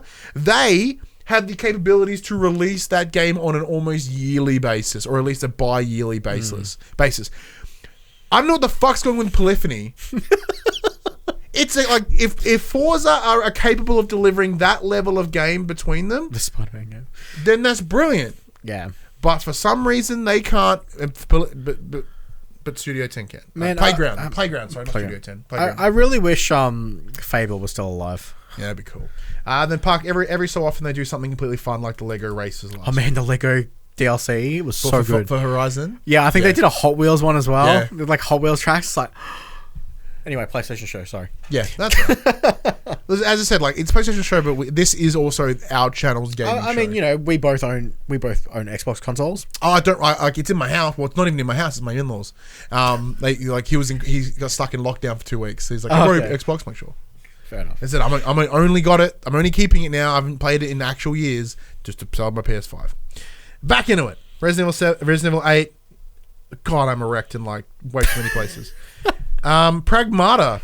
Pragmata. This is coming out in 2022. I'll let you write up and then we'll. Yeah, let's. I think I've got something for it. Let me just find it. I really wish I had these in order. Pragmata, where are you on my list? So, and additionally, Dash to the previous conversation, he's going to be trading his Xbox soon too, as he's now got a PC powerful enough to run those games. And that's the thing; they don't have exclusives anymore. I scrolled past it 30 times. Pragmata was a new IP from Capcom. I'm talking about it, I think, right? Is the Capcom game? Was it Capcom? Pragmata? Sure. Was it Capcom? Did you write it down? Nope, I didn't write Capcom. Pretty confident it's not Capcom, but go ahead. Just keep writing.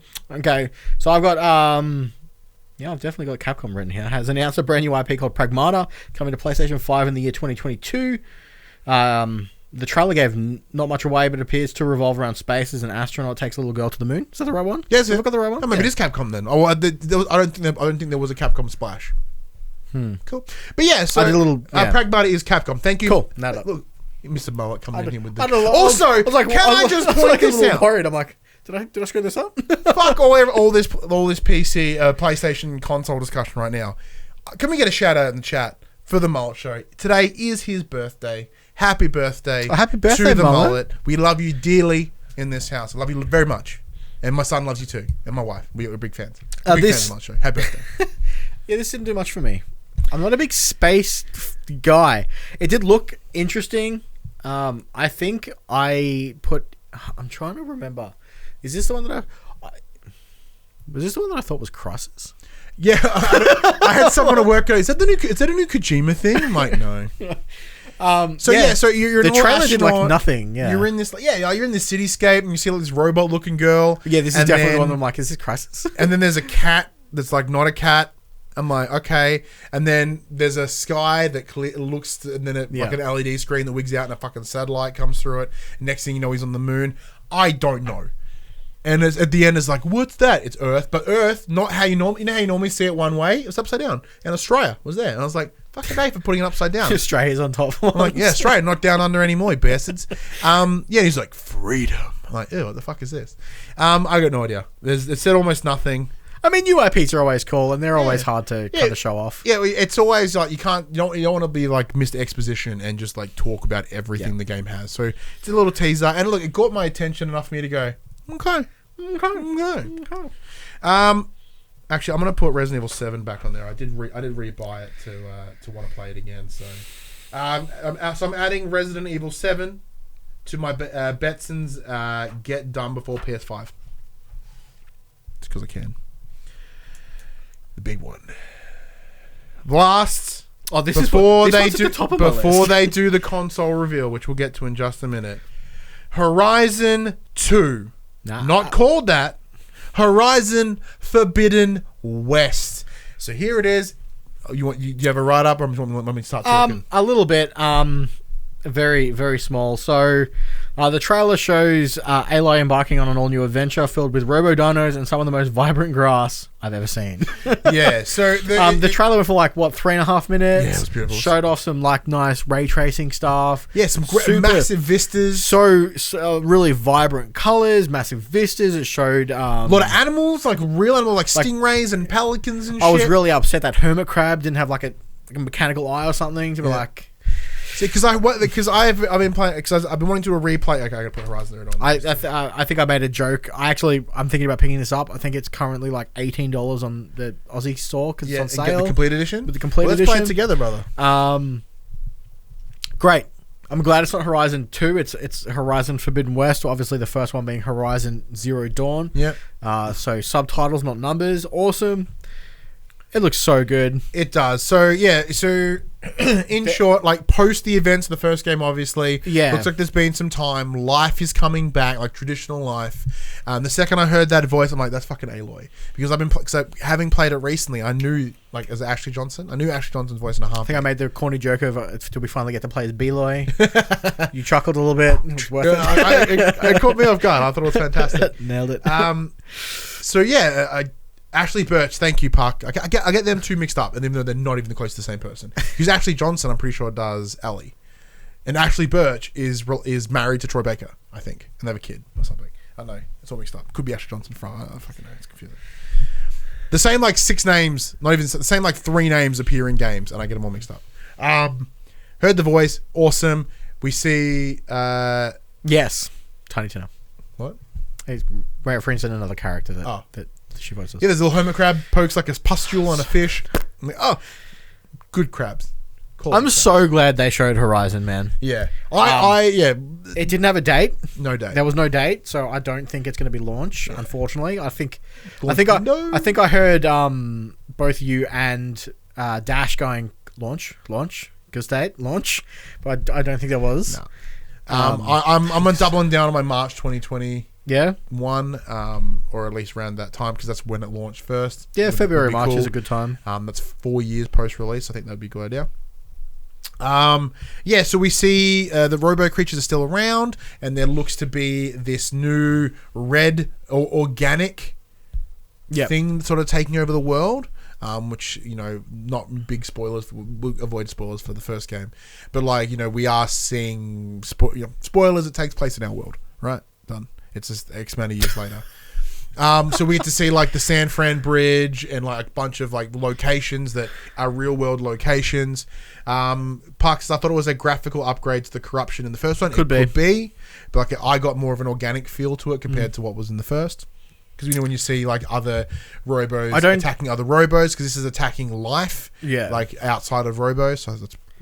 I don't think I saw. I don't recall seeing any of the big long neck dudes. No brachia. Which were your robosaurs. Which were your towers. Your sight towers of this is where all the things. Yeah, so there's the in terms of the new robos we saw, there was a big ball looking thing. Big old mammoth. There's big elephants, big mammoths. Those mammoths are awesome, huge. And then there was a big tortoise. Yep. Which he looked awesome, and then there was a ram with big curly horns. But yeah, what I love at the very end of the trailer is this big mammoth, and Aloy's fuck you, with one bow and one arrow and a bow. I'm all right, well, I have seen you take down bigger shit, big thunder jaws and stuff. You saw her wearing the big breather, the breather, and the big crocodile looking doing thing. Some swimming. Looks so good. It looked real pretty. Looked fantastic. Real pretty. Fantastic. But in terms of we'll get to our predictions at the back end. All right. Now's the time. We got the console reveal. They showed us the PS5 in its white and black and blue beauty. If they're Avengers time traveling get up. Yeah. I'm still not. I don't know how I feel about they got us. They got us in a second. So when they sort of did that, zoom out in the black and it had the V with the blue lights, which looks fucking identical to the dev kits, might I add. I'm like, you sons of bitches, you son of a fucking bitches, and yet when they because like you can see our reactions online. That's in the big, and we also did a cutout as well. Dash and I watching. Dash even's like Dash is just like, what? yeah. So it's a black centerpiece with like 2 bits of paper on it that kind of curve off to the end, with a big, as Dash said, a hernia on the side where the disk drive is. So it's futuristic-y looking with a lot of curvature. Okay. Yeah, I'm the same. I don't know. I think Dash mentioned that it looked like a Netgear router. Totally does. The memes that have come out of the memes. There's one where the Pope's wearing one as a hat. I saw one as like the Tower of Sauron. Yeah, I saw one as the Tower of Sauron. Like Cell from Dragon Ball Z, but with that head. I saw someone go, damn, I've already got my PS5 and it's a big heater plugged in next to the PS4. I saw one which is like a white binder with the old PS2 in the middle of it. Yeah, the Seto Kaiba one with the popped collar. Great. Love it. So good. I don't know. In Sony the chat, Puck goes, Seto Kabuya is the best one. And is that the guy with like a big pop collar? Yeah, it's for a character from Yu-Gi-Oh! Mullet Show goes, I like it. Looks better than the bathroom. I don't know. I like the Xbox Series X better. The monolith. The monolith. It looks so good. Like, it's clean. The fridge versus the router. And it's long. Like, it is as though... It doesn't help you guys watching at home, but it's literally as long as that space. So it's the PS4 Pro, which is about that plus. So it's a long boy. So obviously Sony's come out. You can put it sideways. You can lie it down flat. So, but its aesthetic is designed to be tall. Yeah, it is. It is designed to be vertical. Yeah. I don't know about the white. It's just it's so odd because obviously the PlayStation 1 was grey. Cool. Ever since then, they've all been black. Except for like the special edition ones. I think PlayStation 2 Slim there was a hot pink one for breast cancer awareness. And the difficulty is that generally they're black. Yeah. And now all of a sudden it's this really jarring, I don't know, I don't like it. From a timeline perspective, no, it does not look it looks like a 360. Yeah. Yeah, kind of, yeah. You know, it looks like almost like the white 360. And the disc drive being out of place and not in it seems like they've just added it on top. So they also showed a question in the chat. Do you like PS4 Xbox? I think this kind of gives it away. Yeah, so they showed like the digital edition. Thank you for the follow as well. Thank you, by the way. Appreciate it. Yeah, so they showed the digital edition and so you can clearly tell that when they pitched it, when they drew it out, they're like, oh man, no one's going to want a fucking disc drive. Look at this shit. This shit is 100%, like, because it's symmetry, it's beautiful, and like it actually looks better when you remove that disc drive. I try. Yeah, so you take that disc drive, like, you take it away, it actually looks better. Yeah. And like... all the peripherals are white too now. So you got the white DualSense. You got really white. The new headphones are bright white, and then you've got like they've essentially just wrapped. I'm gonna have the HD camera with a white taco, with a white tortilla. I'm gonna have to wash this thing every day. See, if anything, this is going to prove my point. Like I said, prove or disprove my point. It's either going to make me put my foot in my mouth, or it's going to prove. Like, so my issue was, I'm like, with white controllers and shit, they're just going to get filthy. I have a young son. It's going to get filthy. You know what I mean? No more eating Doritos and not an issue. Not an issue for me. So I'm looking at it. I'm like, all right, well, either this is not going to get gross, and then I'm proven wrong, or everyone's going to have the dirtiest fucking PS5s you've ever seen. Goes either way. Yeah, I don't know. I hope they come out with a black version, because when I think about it, like I said, you know, they started off grey, but every single console since then has been that matte black. But like in terms of their discussion around it, though, they mentioned that this is a paradigm shift. Like, which made me laugh because that's John Moxley's finishing move. I'm like, oh fuck, John Moxley comes out and just, you know, DDTs the PS4 or Jim Ryan. That'd have been amazing.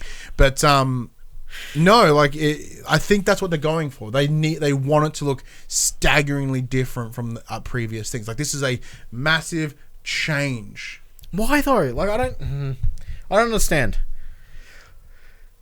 I can't get what's the word I'm looking for? I can't understand their mindset for such a drastic change. Yeah, like I said, you would think they'd want to mimic what, because PS4 went so well. You'd think they'd want to mimic that, right? But like at the end of the day, like I get the people who like take PC guys for example. Yeah. PC guys that make pretty PCs, put them on display, and they're like, check out my awesome PC. This is just a console. Do I really need to put my console on display? Generally, it goes into like a TV cabinet, or mine, for instance, sits behind my monitor. You don't see it. Like, aesthetically, cool. It looks awesome. It kind of looks alright. They've got it vertically showing. But it's impractical now. I don't think it's going to fit in its... And like, if you look at some of the images that they've shown of it lying on its side, it's got like this weird disc thing underneath it for it to lie flat. It can't lie flat because by it's itself. not flat. It's not a flat surface. It doesn't have flat surfaces because it's got that stupid popped collar at the top. I think if you removed the popped collar for lack of and like rounded it out, then it would be okay, and then it would Yeah. look more like a box rather than some weird fucking house.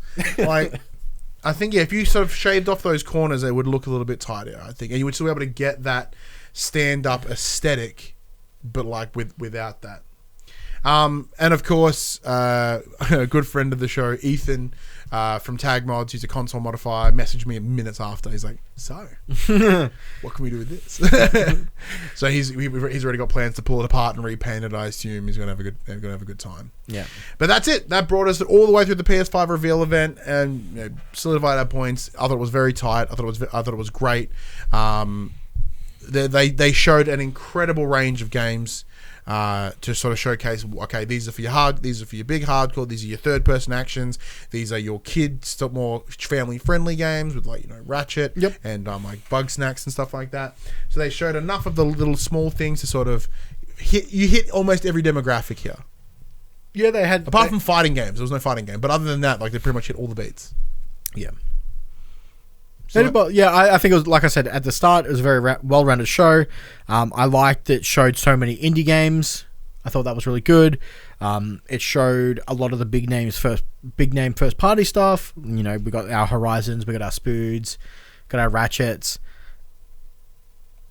Other than that, I think the show went brilliantly. I don't think they could ask for anything better. Yeah, I think they would be very happy with what came out of it. Apart from that jarring moment of NBA man coming out. Just that green screen. Look, I don't even think he put a green screen. I think he just sat on his couch. Yeah. And just had to crop out his couch somehow. I don't know. Anyway, yeah, let us know what you thought of the big PS5 reveal event. Jump in the comments below and all that sort of crap. Let us know what you thought. Before we wrap up, though, as it is E3 week, there are some other things that what would have been E3 week. There has been some other stuff that have come out. We'll dive into that now. Some quick read of the chat. So we covered this last week with Naughty Dog's Last of Us 2 TV commercial. Pink Tip asked if you guys are nerds. Yeah. So question. Hope you guys can answer. Well, just you on the right. The guy on the left is nice. Maybe you so much about creating a pool for a skate pool for Cardano. I'm not sure what that is. Yeah, so going back to nice. what we covered last trying to get rid of this man. So as we covered last week, there was some issues with the Last of Us 2 TV commercial. People were commenting on Twitter, taking that they used music that someone else had created. Neil Druckmann came out on Twitter posting that they did take inspiration from Lot Kestner's cover of True Faith, posting on Twitter, quote, "Due to an oversight on our end, she wasn't credited as intended. Our deepest apologies. We are rectifying this as soon as possible." Good. Cool. So it's kind of what we expect. Kind of what we discussed last week. They've also rumored has it Last of Us Day 1 patch will add photo mode. Cool. And then Neil Druckmann also did a interview with GQ about what's coming up next now that Last of Us 2 has finished production. There is a small spoiler warning here. It said they could continue on with it or create a new IP but they definitely got their juices going. Cool. So that's exciting. Other news, Call of Duty Black Ops. The Black Ops name is definitely coming back. A leaked image of the next COD installment had the subtitle Black Ops. The image has since been removed from Twitter by the copyright holder. Cool. Bungie also had their live stream earlier this week, commenting that they're doing more expansions for Destiny 2. Expansions coming out in 2021 and 2022. They're getting rid of You excited for this? Destiny 3. It made me re-download Destiny 1. Oh. Not Destiny 2. Was that an accident? No, I haven't really paid any of the new Destiny 2 content. Much like friend of the show, Noodle, there's horrible sandbox issues at the moment. And because they're working on this seasonal rotation of content, they're putting out quantity over quality. Okay. And it's poor form. Yeah. In my opinion.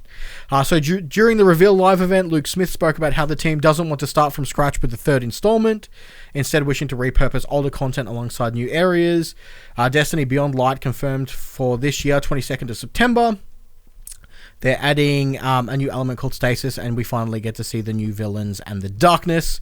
They also announced Destiny 2 will come to PS5 as a free upgrade running at 60 frames per second with cross-gen gameplay for PS4. And lastly, QUICKBITS Dark Pictures Anthology Little Hope has been delayed to late 2020 due to the pandemic. New Transformers game, Transformers Battlegrounds, coming to PS4 in October. EA Sports UFC 4 leaked ahead of the EA Play Live. That's next week, I believe. Mass Effect Trilogy reportedly... Monday, yeah, I think so. Mass Effect Trilogy reportedly launching spring 2020.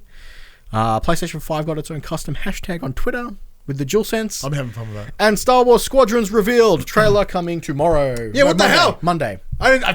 What? Star Wars Squadrons? Hells yeah. Hells yeah. So your wife messaging you? Yeah, my wife rang me, actually. You good? Well, we can wrap this up. Anyways, yeah, some cool stuff. More to come out through this week. As you said, ideally, our thank you to PlayStation Australia. Our code for Last of Us Part 2 should be coming probably tomorrow, or day of recording. Day of posting for this, which is Monday. We'll do our very best to get it ready for you for our Saturday when we record, and then coming up on the Monday. Yeah. Man, it was good to talk PS5. It feels good. Great. It feels like something that we've been discussing it forever, for the longest time. Soon. Always soon. Oh, it was soon. It was always soon. It was always soon. Soon. Now it's here. It's here. It's happening. No pre-orders right now, but make sure you go to JB Hi-Fi, go to EB Games. Mullet's moist for his Me remaster. His Mass Effect. Well, that could come. Then so will the Mullet Show. Go to EB Games, go to JB Hi-Fi. Be sure to register your interest in pre-ordering. So you're essentially collating a list of numbers, so they know how many to order in. So that way, it's a very high chance that you won't miss out. But no guarantees, of course. Go check it out. Make sure you get one down. I've got one at EB and one at JB. So cool. Funsies. Anyway, that PlayStation conversation happens every Monday morning at 8 a.m. on podcast services, including Spotify, and 9 a.m. on those YouTubes. If you'd like to join in future conversations, please check out our socials, our Facebook, Discord, Twitter, Instagram, all the links in the description below. If you want to join the conversation as it happens, head over to twitch.tv/thepopculture, Saturdays, 4 p.m. Australian Eastern Standard Time, where you can watch us record the show live, where you can get in the chat just like the Mullet Show, just like Puck, and a bunch of other awesome folks who did come in and have a good time. If you want to support the show, you can by sharing the conversation. Tell your friends, tell your families about this little PlayStation pod. Be sure to go to your podcast service of choice, give it 5-star ratings and reviews and all that sort of junk. And if you're on YouTube, like, subscribe, notification bell, all that mumbo jumbo. Comment below as well. I'm very quick to respond. I'm like, hey man, how's it going? It's good fun. You can also support us financially at patreon.com/thepopculturist, as well as thepopculturist.com/shop, where you can buy shirts and other assorted shit with our logos on it. And until next week, I'm Ryan Betson. I'm Max Cooper. And that was For the Players. Woo! Woo! Woo! That really wasn't like an excited enough woo. Woo!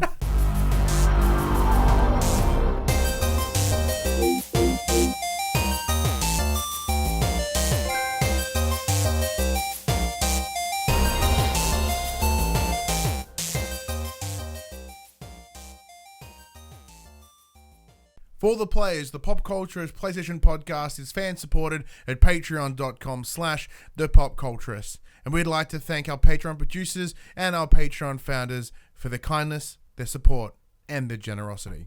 Our Patreon founders: Alpha Ferret, Craig O'Flaherty, David Chataway, Jesse Stevenson, and Jacob Garner. And our Patreon producers: AJ Abatomi, Damien Holdies, Kyle Dunn, Lee Wintershoven, Nathan Massetti, Paul James, Pure Mongrel, and Sean Levitt.